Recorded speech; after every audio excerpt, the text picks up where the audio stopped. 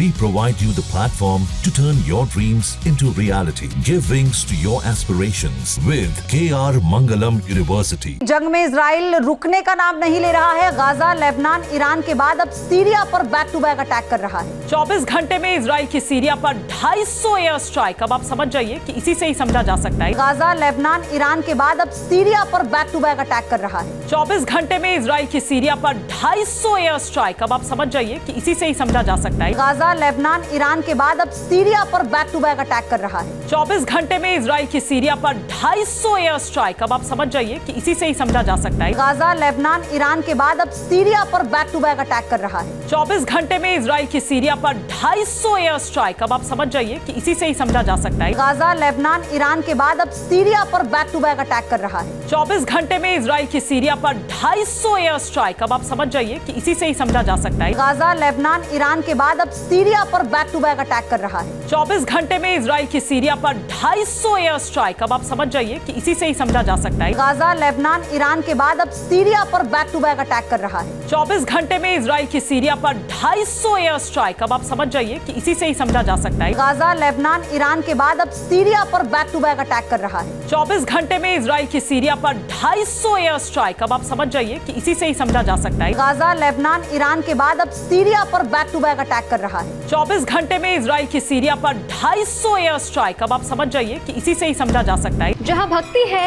हर शब्द में, कथाओं में छुपे हैं दिव्य रहस्य और ज्योतिष देता है जीवन को दिशा। धर्म से जुड़ी हर बातों को जानने के लिए हमारे चैनल स्तुति को सब्सक्राइब करें।